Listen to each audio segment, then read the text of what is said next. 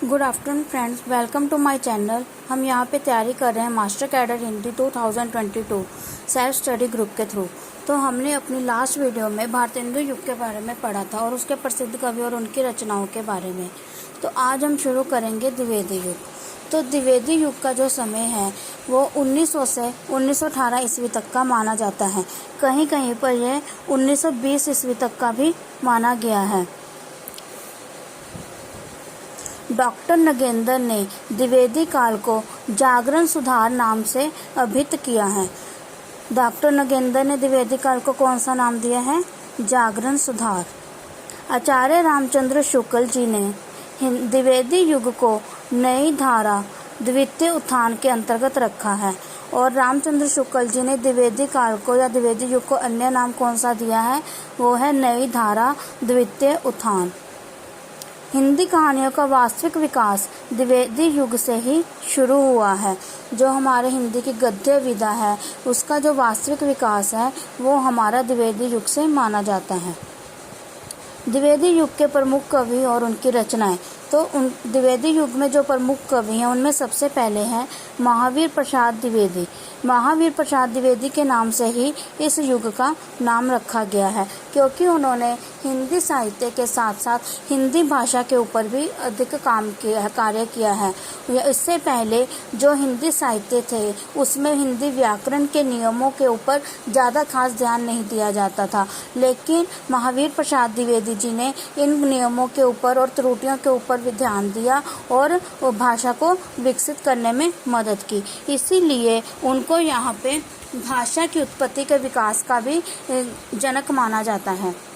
महावीर प्रसाद द्विवेदी जी को ही खड़ी बोली हिंदी को काव्य भाषा के रूप में प्रतिष्ठित करने का श्रेय दिया जाता है। जो द्विवेदी जी हैं, महावीर प्रसाद द्विवेदी जी हैं, उनको ही काव्य भाषा के रूप में प्रतिष्ठित करने का श्रेय मिलता है। किस चीज़ को? खड़ी बोली को। द्विवेदी जी ने हिंदी की प्रसिद्ध पत्रिका सरस्वती का संपादन किया। उन्होंने यह संपादन 1903 ईस्वी से लेकर 1920 ईस्वी तक किया है। द्विवेदी जी के अनुदित व मौलिक लगभग 80 ग्रंथ हैं। जो द्विवेदी जी के जो ग्रंथ हैं या फिर उनकी जो रचनाएं हैं, चाहे वो अनुदित हैं चाहे वह मौलिक हैं, वह लगभग 80 ग्रंथ के लगभग हैं। आगे हैं द्विवेदी जी के काव्य संग्रह। इनके जो प्रमुख काव्य संग्रह हैं उसमें है काव्य मंजूषा, काव्य कुंज अबला विलाप, देवी स्तुति शतक। इसमें काव्य मंजूषा इम्पोर्टेंट है।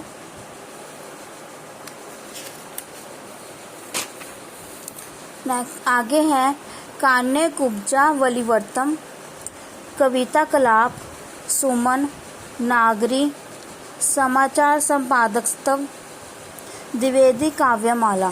द्विवेदी काव्यमाला जो है, जो हमारे महावीर प्रसाद द्विवेदी जी हैं, उनकी जो मृत्यु है वह 1938 ईस्वी में हुई थी, लेकिन उनकी जो द्विवेदी काव्यमाला है इसका जो प्रकाशन है 1940 ईस्वी का है। तो ये इनकी मृत्यु के बाद का है। और जो हमारे महावीर प्रसाद द्विवेदी जी हैं, महावीर प्रसाद द्विवेदी जी को आचार्य की उपाधि भी दी गई है। इनको आचार्य महावीर प्रसाद द्विवेदी भी कहा जाता है। और यह उपाधि दी थी इनको नागरी सभा, नागरी प्रचारी सभा वाराणसी काशी द्वारा उनको आचार्य की उपाधि प्राप्त हुई है। उनके जो हिंदी साहित्य के संबंधी जो उनकी रचनाएं हैं या उन्होंने भाषा के संबंधी जो अद्भुत काम किया है, जो योगदान दिया है, उसकी वजह से उससे प्रभावित होकर उनको ये उपाधि प्राप्त हुई है। आगे हैं उनकी कुछ प्रसिद्ध चर्चित कविताएं। उनमें हैं सर्गो नरक ठिकाना नाही, नागरी तेरी यह दशा, वली दर्द, विधि विडंबना।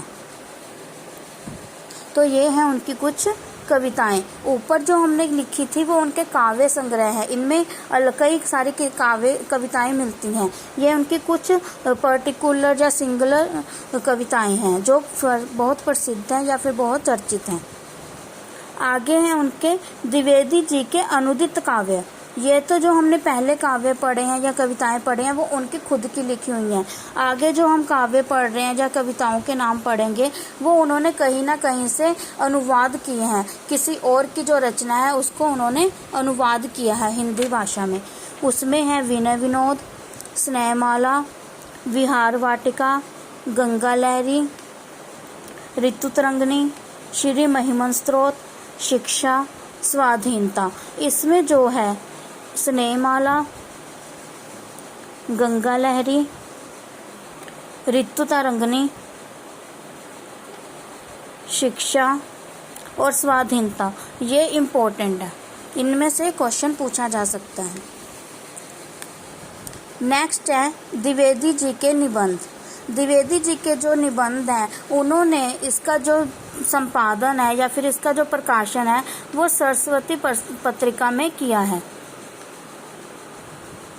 उन्होंने द्विवेदी जी ने अपने जो निबंधों का प्रकाशन है वो सरस्वती पत्रिका में किया है। इसमें उन्होंने कई तरह के अलग अलग निबंध लिखे हैं, लेकिन उनके जो हमें मिलते हैं जो फेमस हैं या फिर पूछे जा सकते हैं उनमें से है म्यूनसिपैलिटी के कारनामे, कवि कर्तव्य वेरी इंपॉर्टेंट, नेपाल, विचार विधि। तो ये उनके कुछ निबंध हैं। निबंध आगे हैं उनके निबंध संग्रह। निबंध संग्रह में उनके हैं रसक रंजन, साहित्य सिक्कर, साहित्य संदर्भ, अद्भुत आलाप, संचयन। इसमें जो है साहित्य सिक्कर और साहित्य संदर्भ ये दोनों इम्पोर्टेंट हैं। आगे ये पहले उनकी कविताएं थी फिर उनके निबंध थे। आगे हैं द्विवेदी जी के संस्मरण। द्विवेदी जी के जो संस्मरण हैं उनमें है अनुमोदन का अंत, सभा की सभ्यता और अतीत स्मृति। इसमें जो इम्पोर्टेंट है वो है सभा की सभ्यता।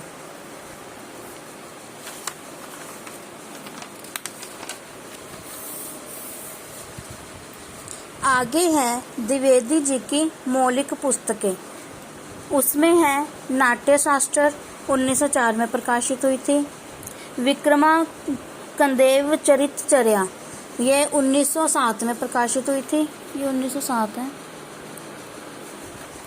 आगे है हिंदी भाषा की उत्पत्ति, ये भी 1907 में प्रकाशित हुई थी। Very very important.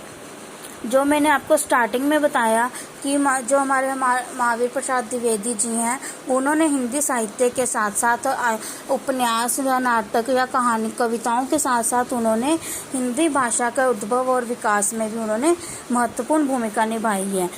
तो उन्होंने जो हिंदी के जो व्याकरण के नियम हैं उनको उन्होंने सही ढंग से प्रकट किया है।